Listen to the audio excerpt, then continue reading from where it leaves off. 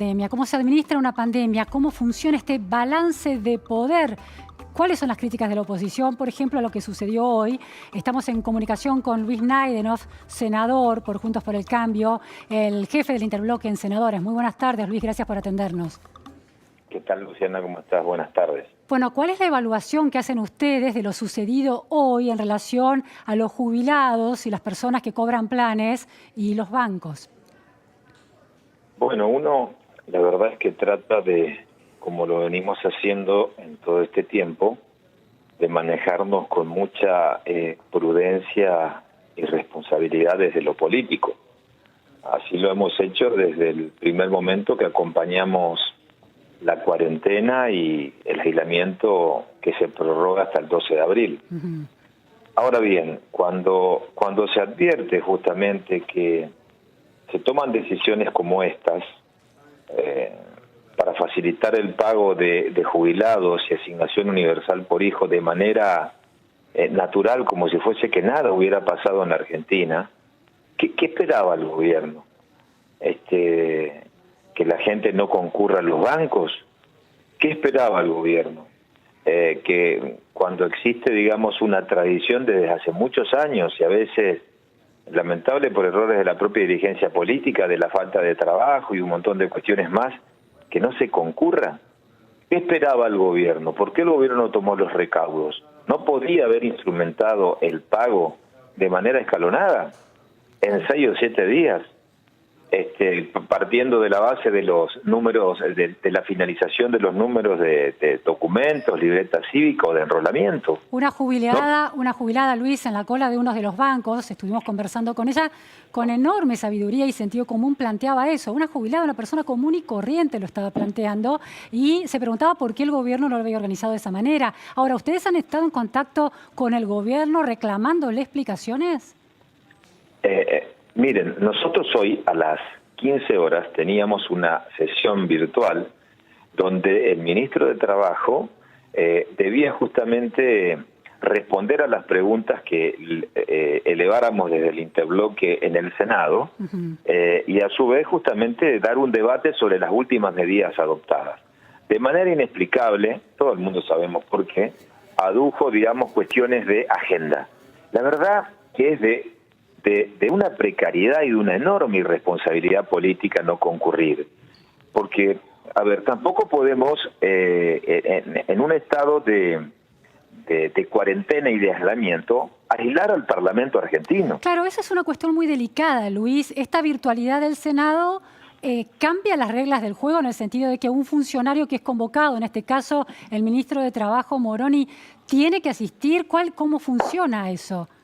Bueno, pero a ver, ¿cómo es que tiene que asistir? Desde su despacho, es virtual, donde cada uno de los senadores... Claro, pero debe cumplir, tiene tanto peso como una sesión presencial, es decir, debe asistir. Tiene tanto peso como una sesión presencial y mucho más en estas condiciones. Claro. Porque, a ver, lo que ha pasado hoy es de una enorme gravedad. A mí me parece que nosotros tenemos que poner en valor, desde el minuto 1, desde la toma de decisión del gobierno, el acompañamiento de la sociedad. Es enorme, la inmensa mayoría respeta, está en su casa y por desidia, por torpeza, por no tener manejo de la realidad, porque esto se sabe de hace muchos años, podemos tirar todo por la borda y no quiero ser extremista.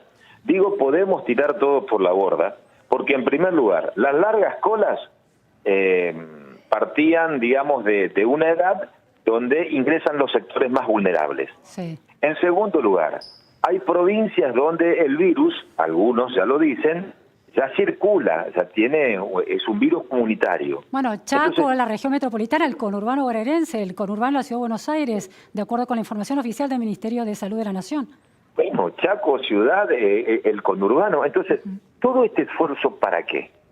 Para que por la irresponsabilidad de 2 o 3 funcionarios nosotros vemos cómo seguimos para adelante. A mí me parece que el gobierno también tiene que enviar una fuerte señal, es decir, en el sentido de donde se cometen errores, el gobierno tiene que tomar, tiene que generar los cambios que tiene que generar. Sí, reconocerlos y mañana que el operativo sea otro. Que el operativo, primero, son dos cuestiones. Primero, que el operativo sea otro, que colaboren las fuerzas de seguridad, que los que tienen predisposición para hacerlo. En segundo lugar, me parece que también yo hablo de la responsabilidad política. Me parece que hay funcionarios de determinadas carteras que no pueden estar al frente de las carteras.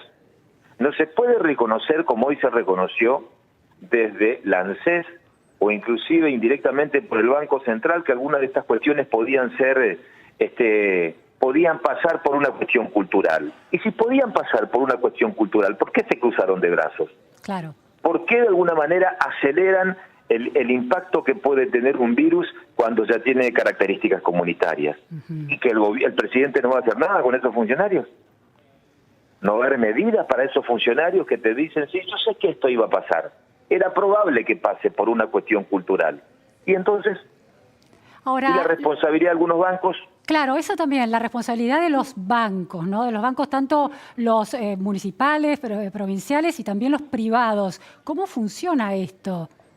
¿Es el Banco Central el que debería estar fijando el modo en que los bancos están en esta operatoria tan particular en el medio de medidas de cuarentena?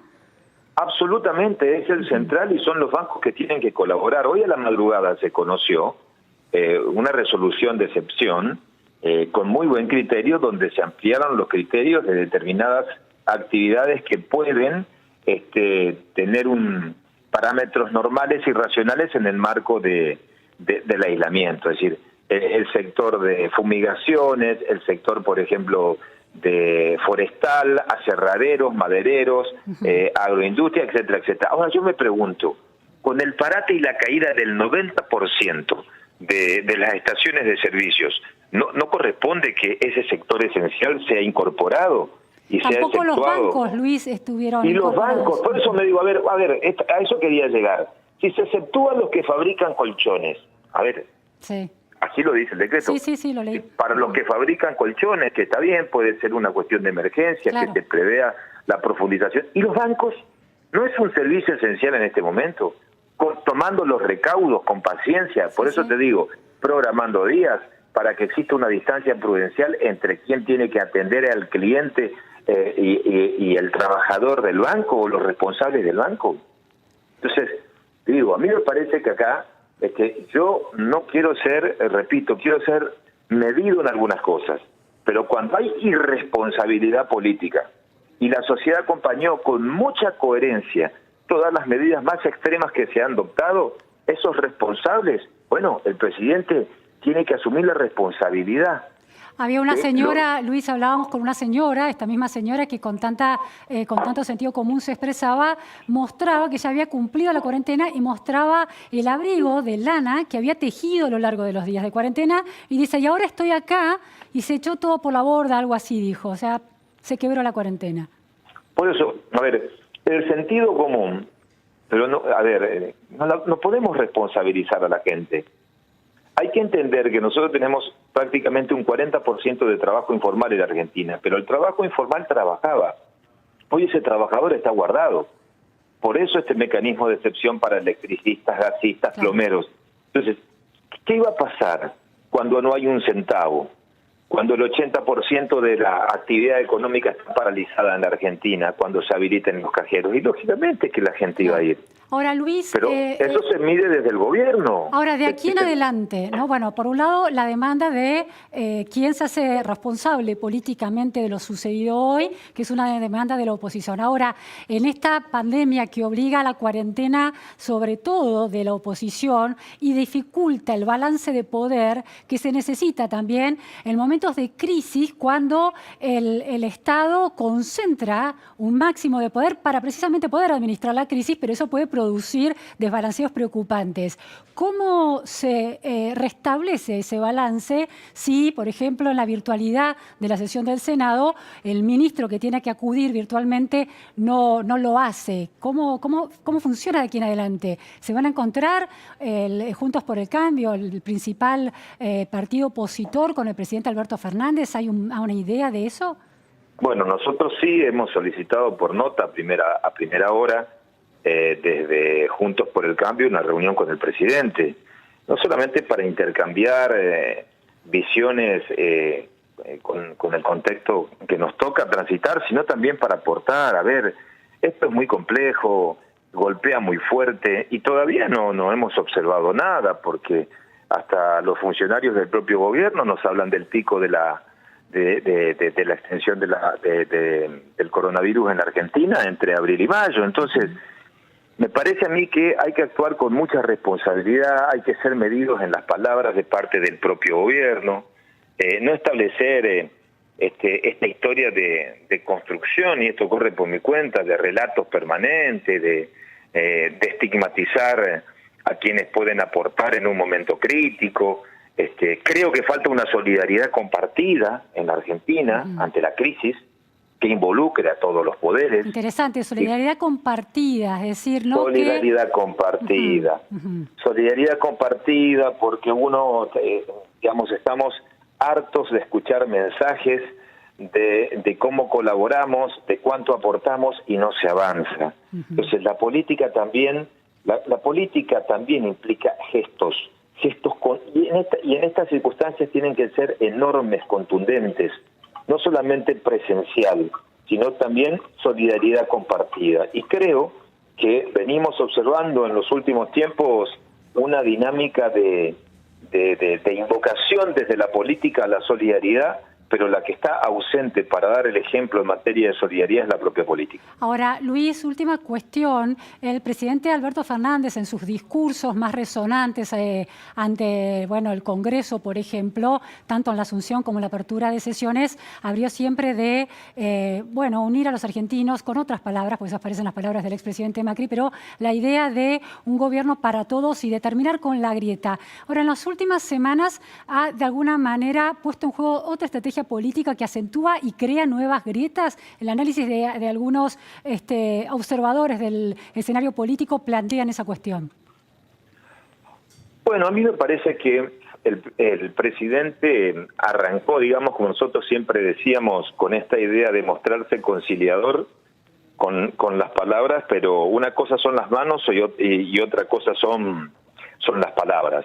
En las palabras, conciliador, democrático, convocando al diálogo y a la apertura, y cuando se trata de tomar definiciones, siempre marcando esa impronta que tiene mucho que ver de un poder que concentra todas las facultades, y también estigmatizando a determinados sectores. Esta idea de encontrar siempre en el marco de un relato de aquellos que son los privilegiados, los sectores que siempre ganan, las que ahora tienen que echarse. No, me parece que no colabora para nada. Hoy, obviamente, que el gobierno direcciona como enemigo, entre comillas, al empresariado argentino, perdiendo de vista que es el sector de las pequeñas y medianas empresas, el sector de los emprendedores, quien anhela ser empresario, que le da motor a la economía del país. Es más, por la parálisis de este sector, tenés un 80% de la actividad en caída. Claro. Las provincias que están al rojo, porque la caída de la coparticipación es fenomenal. Entonces yo le diría, a ver, menos relato y más realidad al presidente, con todo respeto, ¿no? Con el respeto que venimos trabajando desde la oposición y colaborando y guardándonos al silencio en cosas, porque priorizamos brindar tranquilidad a la población, pero menos relato y más realidad. Bueno, eso creo que es necesario. Los argentinos quieren ver a la clase política, no importa su signo partidario, en esta crisis, trabajando articuladamente y con inteligencia. Muchísimas gracias, Luis Naedenhoff, por estas análisis. Gracias a vos. Muy buenas tardes. Nos vamos a un corte en la repregunta Noticias a Fondo y enseguida volvemos.